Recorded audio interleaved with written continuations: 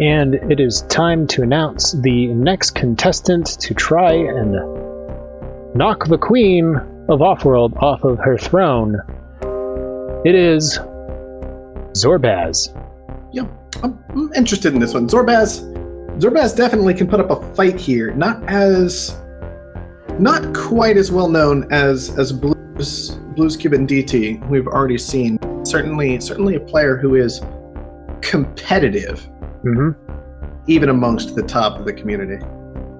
And always, to Zorbaz's credit, always willing to play the top players in these competitive events. Maybe Zorbaz will get lucky and it'll be like Io or something like that Rahi's not as familiar on. And no, that's not the case. It is once again Ceres.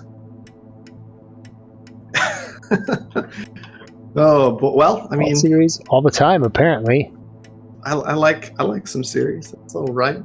It is an even. I mean, it's a little less different today, but that's interesting. The carbon and silicon next to each other. Yeah, nothing screams out found at the beginning. If there was like some iron adjacency, this would be a nice scientist spot over here on the bottom left, but there isn't. I might be looking at founding at like 28 as an expansive in the bottom left and being like, yeah, good luck. Well, Rahi says nomads have worked for me, so why change, right? Zorbaz going for the triple metal start. 1 aluminum, 1 uranium, and 1 steel. Where's Rahi? Okay, over there. Okay, that's. I really want to core samples do some work this game. If it weren't for the core samples, I would say Rahi has made a terrible decision. But with core samples, she might be able to make this happen. Yeah, core samples and no nukes. Yeah. Pretty important combination. Still a very risky nomad found. I mean, you've got good water near you. That's great. But the aluminum's bad. The silicon's not great without core samples. Why? Like, you can make it work. Do both players have the same amount of debt? Shouldn't one have founded after the other and got started with 0 debt? I should think. Did we just discover a bug live? They both managed to found with 20,000 debt. I wonder. Yeah, that shouldn't happen.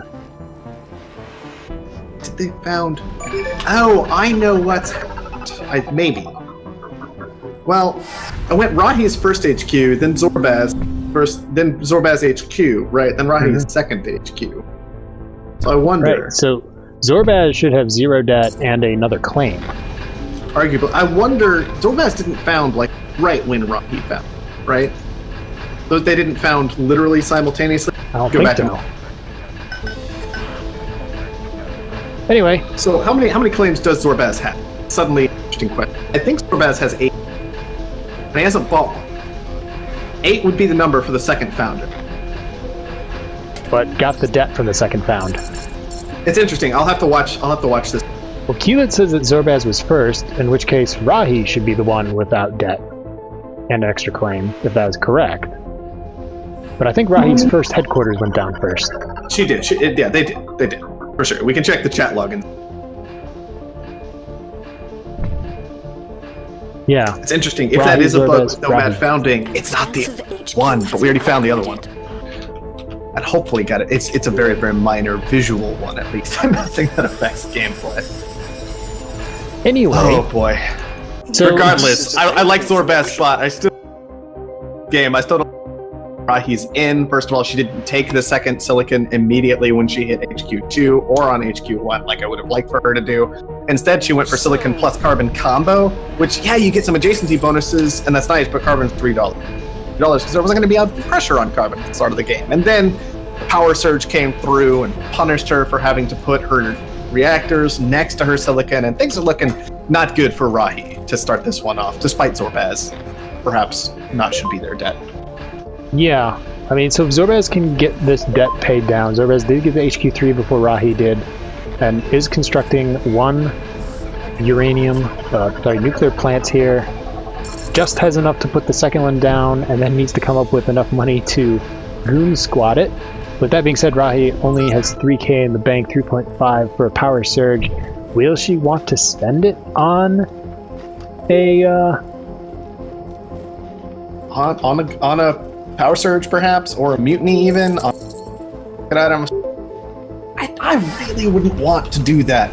I'd probably do it anyway, and like, it's the correct decision, I think, but you're really not happy about it. So a cat went back and watched the replay, and she says that it was on the same 26k tick. Okay, so they found it at, like, basically the same time. So, all right, I guess we've now learned that that's a thing. If you literally simultaneously. To answer Trat's question, it is even probability between all locations. 1/3 Ceres, 1/3 Io, 1/3 Mars. That is the theory. And we have seen Mars today. I wrote the code. It's not theory. I believe you. I believe you. Look. In practice, we've seen a slightly different result, but that's okay.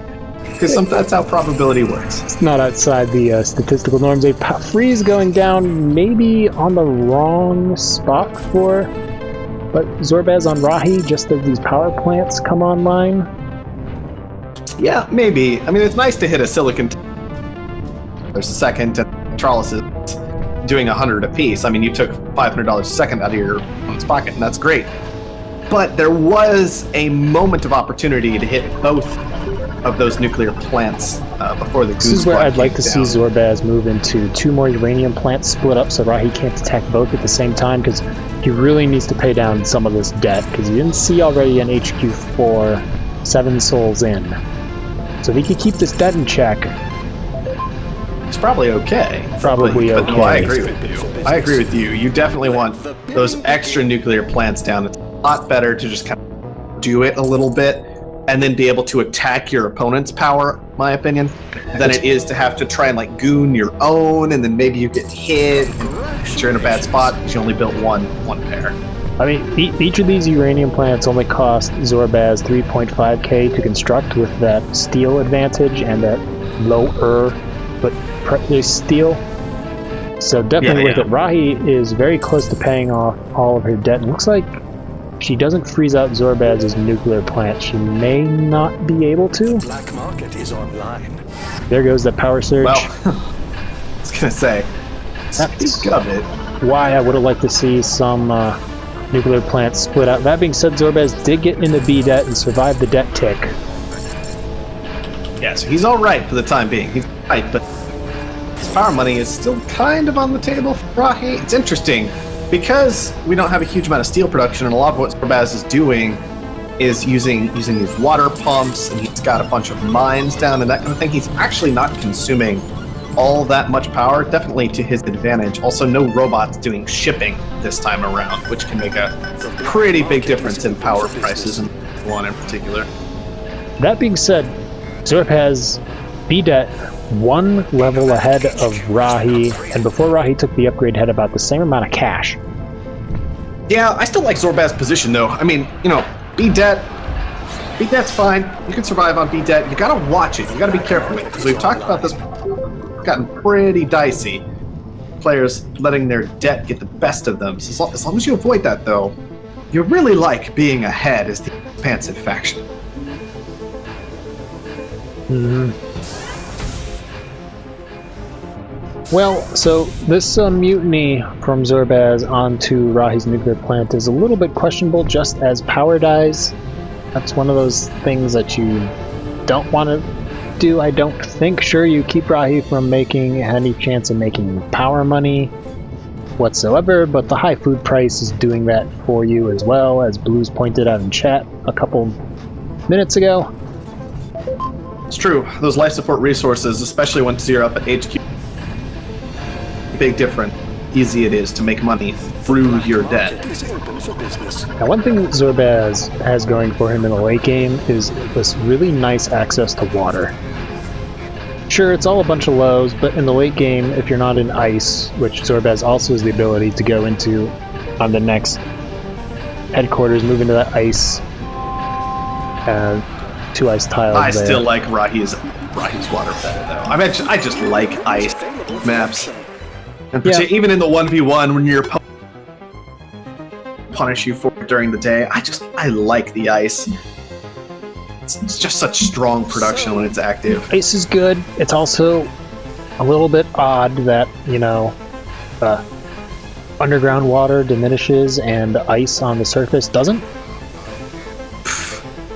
Ice would just have to go away. Look. But we'll ignore that. Ice is good. Zorbaz moving ice is good. That's what into a hacker array. And HQ5. Moving into a pleasure dome. Zorbaz up 1 headquarters, as you can see by that number, but Rahi has the upgrade herself and takes it. And Zorbaz only 20k ahead of Rahi.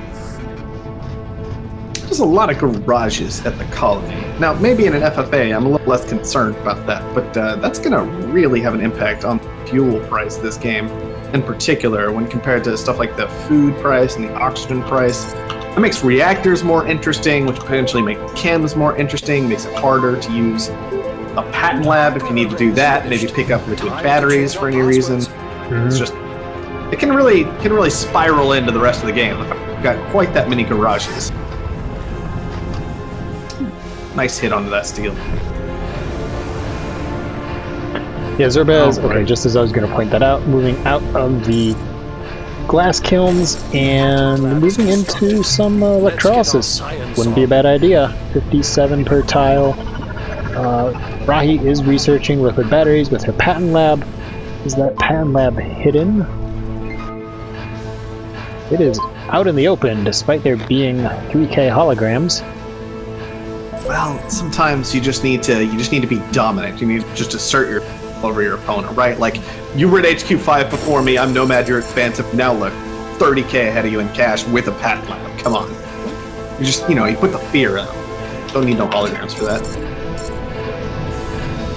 Yeah, I'm just coming up with an excuse to just ignore me. That's fine. Zorbaz is doing kind of exactly what you had mentioned earlier, with a bunch of mid-tier players going up against high-tier players as mid-tier players in 1v1s, and I include myself in that mid-tier category, can keep up, and then in the late game just tend to die off a little bit sometimes. It's hard. It's hard to keep up in that late game. You have to keep track of, take care of, and to make sure that you're... I mean, for example, the real big problem here, to me, is that Zorbaz, he's clumped some of his buildings maybe a little bit more than necessary. That's allowed power surges to be a lot more active. And on top of that, the biggest mistake he's been making, if he's going to be in all these bombs, he needed to make sure to not be auto-selling 20, because Rahi's now frozen a huge amount of that water and then bought into water. Zorbaz had simply been stockpiling this entire time. Instead of selling it down, he'd be fine. He could weather this no problem. Money without any issue off these electrolysis reactors and these farms, but they're now going to auto-off purely because water is too expensive and he'd have a stockpile to survive through that. It's those little things like just auto-selling make such a big... So the question is, how does Zorbaz get back into this game now that the cash lead has gotten a little less? Some nice hacks could do it. Going to hack steel, that's a market Rahi's not in. Yeah, I'm always nervous about the steel hacks, but let's see if you can make it work. What else could Zorbaz be doing? Let's see, a optimization center only costs 18k to put down, and there are a bunch of prices that are pretty high. Yeah, optimization center can get some work done. I mean, chems are on the way back down, it looks like. Rahi's been making enough of them to cover her own costs. Also headed into slant drilling is Rahi. I like slant drilling a lot better this game because you've got the silicon-carbon combination next to your base, and so slant drilling, whenever you've got access to an entirely new resource off of slant drilling, that's just fantastic. And especially on Ceres, having 2 resources on can be such a huge deal, with diminishing resources being active all the time. Man, these players are close. Yeah, Zorbaz has made up that cash deficit, but in a large part because Rahi is investing in the future with these patents and now optimizations, and Zorbaz is not. Yeah, he has not made any investments of any kind into the late game beyond that basic array that he already disposed of, did not want to commit to all, was not comfortable staying in that particular line. Gonna sell down this deal and just go for it. Rahi shouldn't be this though. Now Rahi's plenty to defend herself, but then that leaves Zorbaz in the question of what do you do in the late game? Selling out of yourself. No, sorry, Zorbaz never. Yeah, he's created a bit of a strange situation for himself, but he really needs to get out of these steel mills at this point. This is the weird thing about trying to hack steel, right? By driving that particular resource nuts, you kind of have to stay on top of it, and then that creates a difficult situation when it comes to switching around your buildings and making sure you're always in the right thing, because suddenly you've thrown into question whether or not you should have steel mills down at all. And that can just create a more difficult situation to handle than if you had just left steel alone and hacked something, maybe just hacked iron, or found a separate resource that you're in. You can't let them get this. Yeah, the other thing that Zorbaz isn't quite doing is so these power plants have just been online and not making much money at all for a long time. Those could have been rotated into something else. Took a while for it. Rahi's got that going on too, at least. Steel mills out, right? But so Rahi has I think a little bit of a better argument for keeping the nuclear plants online, because Zorbaz has cold fusion and a water surplus. So you get out of the power, you get into something that makes more money. If the water and power start to go up too high, then you get back into power, right? Yeah. So thinking machines picked up. Is there an argument for an Offworld? You got 3K holograms. This is one of those times when if Zorbaz got thinking machines, then yes, because Offworld for Zorbaz is only running 88K. Rahi's is actually the same. Also, yeah, I mean, it's not that bad because she managed to a lot of silicon production without too much trouble, and still kind of has pretty good access to production no matter what, just because of slant drilling having kicked in, and that gives her so many low silicon tiles if she needs. Yeah, but Zorbaz, yeah, she also has nanotech, so that's the last thing I really like about it. Yeah, if I'm Zorbaz though, I'm really thinking about going for that off-world play, because maybe Rahi isn't expecting it. Maybe, although she has pretty much everywhere spied out, so it'd be kind of hard to put one down that she doesn't see. Right. It's interesting, yeah. But assuming, maybe that's one of those Hail Mary plays that you try Zorbaz to maybe claw your way back into the game, and it doesn't. Rahi doesn't notice it because she isn't expecting it. But that many spies. It's going to be spotted. Yeah, well, this one really looks like it's just headed in Rahi's favor, no matter what. Zorbaz is in this position. Yeah, he has all of Rahi's stock bought up, and that's great. All right, the Offworld's going to come down with the hologram. Right in the middle of the spy. Yep, that's pretty important. I am glad to see that Zorbaz finally got rid of that iron tox. That's one thing I wanted to talk about, is just this basic idea that a lot of Zorbaz territory was set up for the short term instead of the long term, and so as we've gotten deeper and deeper into the game, his territory has actively become less and less effective with the diminishing resources kicking in particular. Especially not going to any optimizations, while Rahi's had this one optimization center sitting out here with a little bit of adjacency, just researching away. Now has 1, 2, 3, 4, 5, 6, 7, 8 researched, and another 4 queued up. There's a lot queued up. Meanwhile, Zorbaz has a hologrammed but spied and gooned off-world market, which will make 48K per launch. Yeah, what I will say about this, though, is there's no goon poppers this game. You just have to go through that thing, though. And so even with it being spied, it's still probably going to make you some money. Yeah, Yeah, just... I mean, 5k goons on top of that. They haven't been buying any of this game. Like, if there ever was a case to go for an Offworld on a 1v1 in Ceres, this is like right there at the top of games that you should do, right? It's just if you're Zorbaz and you're looking at all the spies that Rahi has placed down, you know, you need to think about putting it at like an edge of your base, because that's less likely to be spied than right next to your HQ. Yeah, I mean, where it should have gone down really... That iron is atrocious. Realistically, though, you knew you were going to have thinking machines because Rahi already picked it up. And when he was looking at putting this Offworld down was around the time that he made this transition into the steel mills. Mm-hmm. So where you put that Offworld typically is going to be, at that point, the edge of that group of buildings, because it's the least likely place to be spied in a lot of ways. Right. Or maybe on top of, like, the uranium got one. That one is spied, the edge of the steel mills isn't, but it's still, you're trying to find just those spots that are less likely to have them fly out. That being said, Rahi's going to clean up this game very shortly. Yeah, she's still making pretty good money. She still has the silicon stockpile that's been making a pretty big difference this game, say, taken away. Has a hacker array up, although it's frozen. Yeah, a little bit frozen. But the electronics production is also kind of where it's at. I'm $250 a piece on those tiles. Nothing bad to say about that.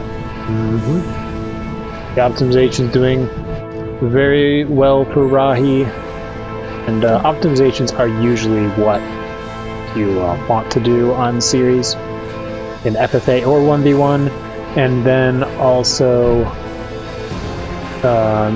you know, in 1v1's hacker arrays. Hacker arrays really get you there if you use them. And Zorbaz kind of alluded to that, but the hack array is an extremely high skill requirement building. You know, you can, if you do not use it correctly, it is a worse than dead tile. Yeah. If you figure out where you can make your profits, it'll get you there. But man, that building can be very, very hard to use effectively unless you know exactly what it is you want to get done with it. And that seems to kind of be the wall that Zorbaz ran into this game. Rahi's got it when she wants it. Zorbaz calls it well played. Rahi just has to cancel out of something and get there. She's going to get it done. Yep, Rahi takes it, extending her win streak to 4, going down in the record books on Offworld Kings, and we'll ignore that this is only the second time we've ever done a repeat, same format. But, even said, winning 4 games in a row in a best of 1v1, that's impressive. Yeah, I mean, for sure. And now you got to think, just in the zone, right? At this point, that's where you get after all this time is, as long as she's awake, as long as she's functional, she's ready to go, and these other players are coming in cold. That might make it even harder for them to manage to take her down. Yeah. Let's glance over the endgame screens just a little bit. See if they can tell us anything that we didn't notice while talking. I'm not seeing anything that's super surprising, other than Zorbaz actually not making much water at all, but you did point that out. Yeah, 11 optimizations for Rahi.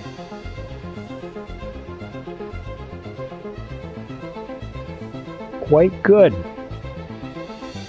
Yeah, I mean, it was just a solid, well-played game from Rahi. She knew what she needed to get done with the core sample. She made sure to get that done.